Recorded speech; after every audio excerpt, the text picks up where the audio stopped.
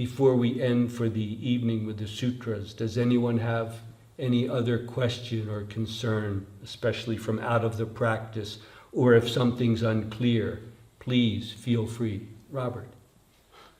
When you talk about this all and about pity and about calmness, there's something that's called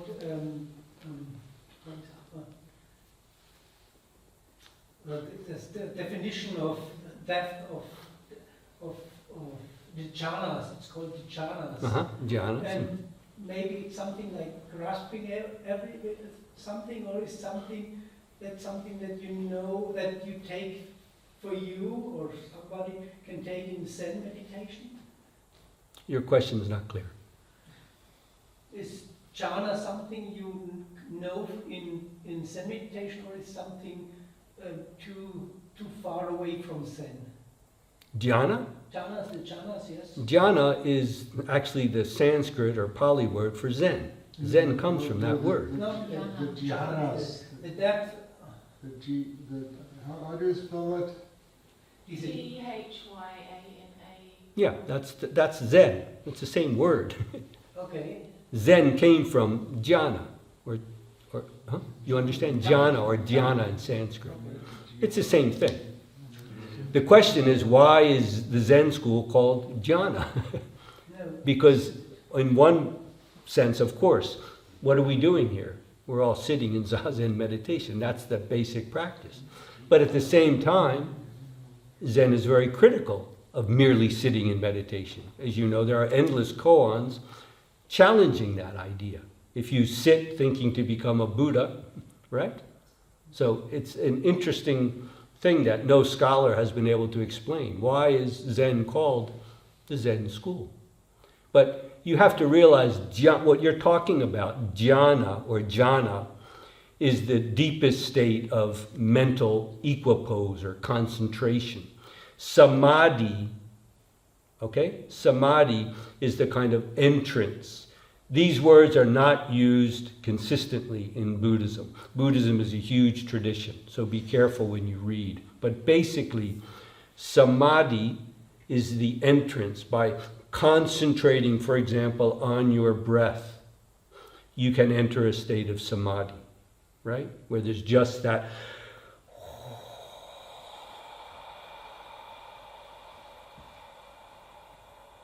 The whole world is just that breath. This is already a kind of samadhi, okay?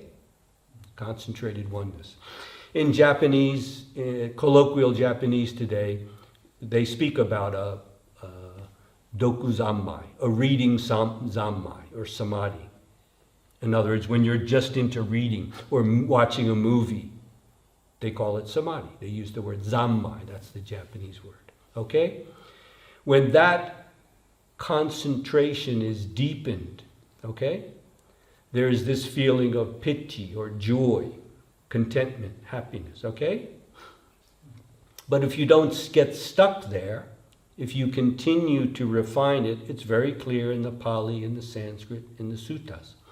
If you continue to refine it, you get to a point where they say there is neither pleasure nor pain. Anyone who has sat properly in Zazen knows the pain that you have is just a sensation that comes and goes. If pain is still a problem, your Zazen is lacking. If pleasure is a problem, your Zazen is also lacking. Once again, samadhi is still, when it's deepened, you get to this state. It's not that you don't feel anything, but the sensation of pleasure or pain is not overwhelming. It's that centered, that's focused. When you continue to deepen that samadhi, then you get to what are called jhanas. Technically, there are 4 formless jhanas. This is still not awakening. But for example, there's the jhana of boundless space. Again, anyone who has sat deeply for a while has an experience. You're sitting there, but it's like there's nothing in your mind, and your mind is like, it's exactly what it is, boundless space. You know, does this make sense to you, Robert? Yes. Yeah. If you continue to deepen that, they speak of it as consciousness itself unbound. In other words, the spatial and technically the temporal, space and time, that element is now dissolving. So they speak of it as consciousness itself unbound. But if you continue through there, then the third state is called literally not a thing, nothingness.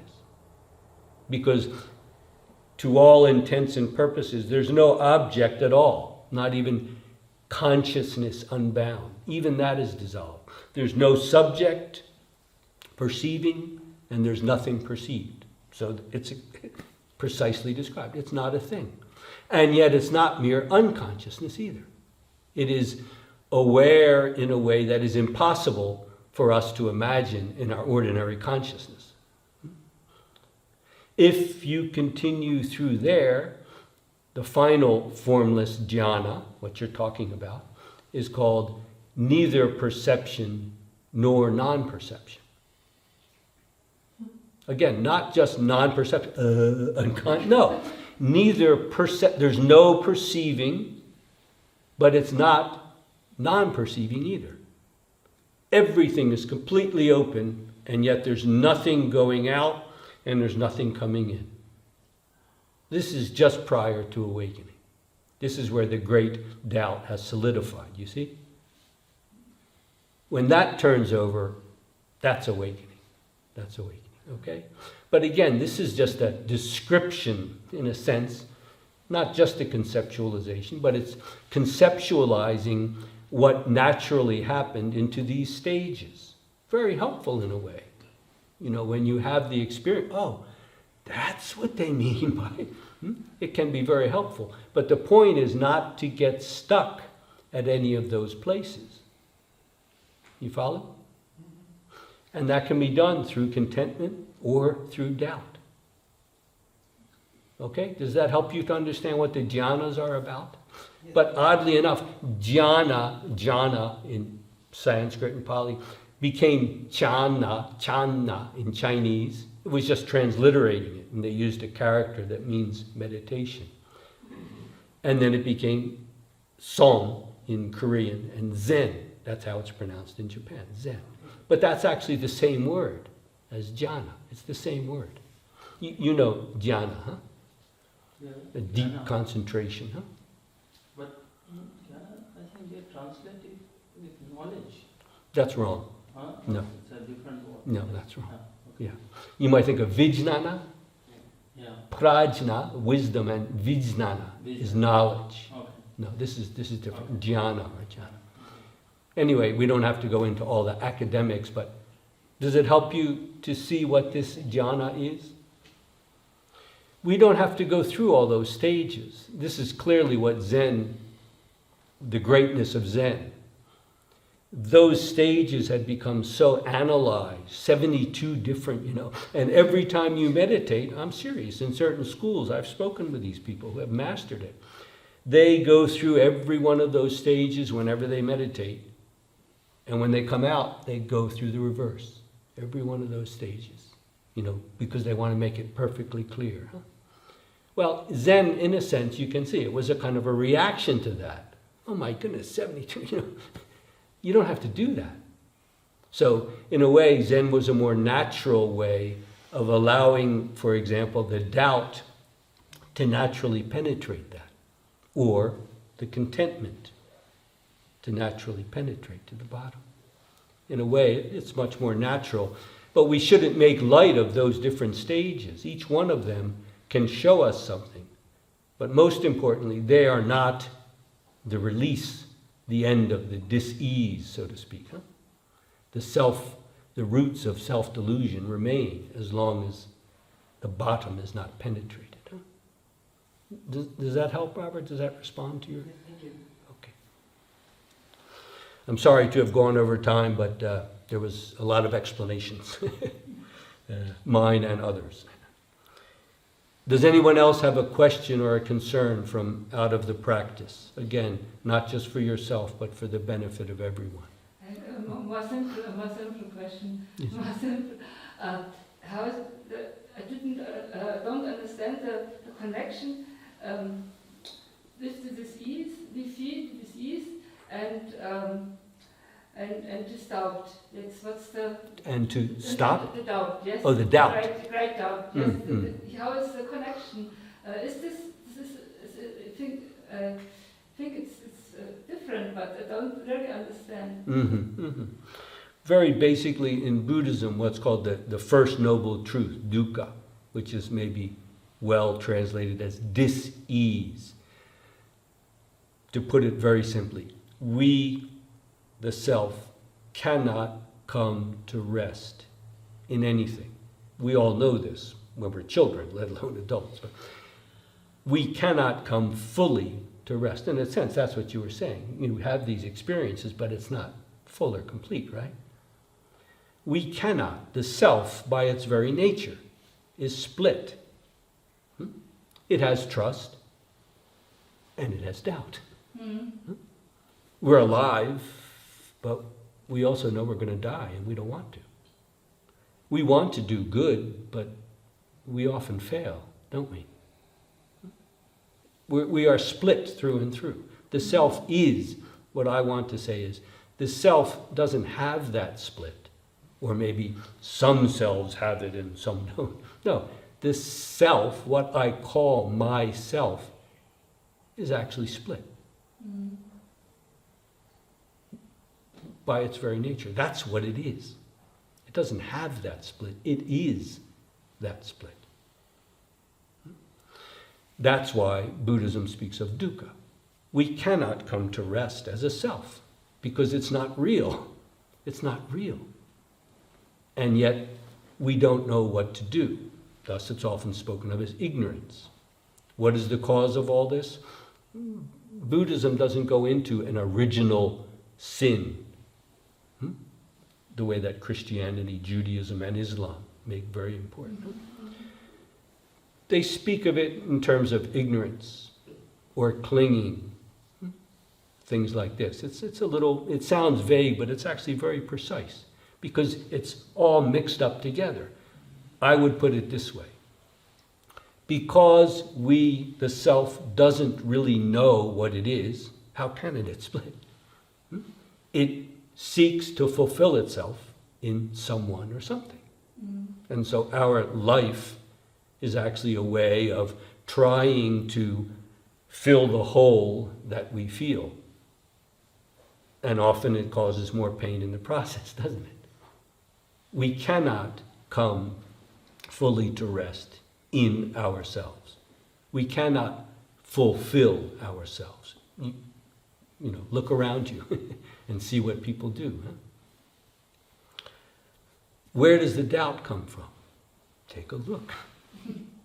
It's just a matter of being serious about that. Are you going to take that seriously or not? Are you going to take that seriously or not? Or are you going to run away from it and try to, okay, well, maybe if I find another boyfriend, or a better movie, or a better job, I'll be okay. You know, in your depths of your heart, you know it won't work, but you don't know what else to do. So the self endlessly creates more of its own disease. So that doubt, you see, your question is really important because that doubt is good.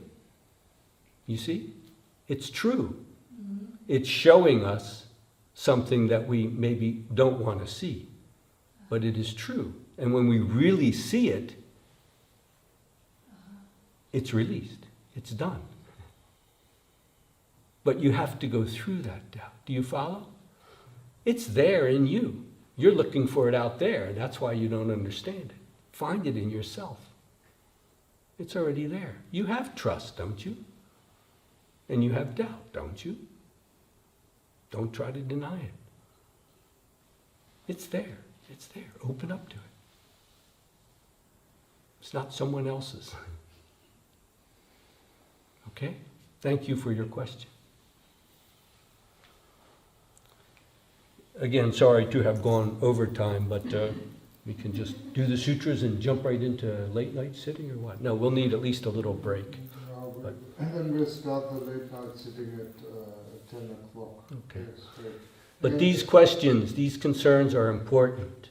So I'm glad you raised them, not just for yourself, but for others as well. We now have a week. Usually we've been doing this for 5 days. We now have a week to really go into this and make it clear for yourself. You're not here to solve somebody else's problem. You're here to look into the depths of your own heart. If it's not there, it's not anywhere. So I urge you, look into the depths of your own heart and see what's there. Let that show you the way you must go. It's all there. It's all there, I assure you. These stories can be helpful. They can also become a hindrance if you turn them into something more than they are. Okay? Thank you again for your questions and concerns. They will help us along the way. Thank you.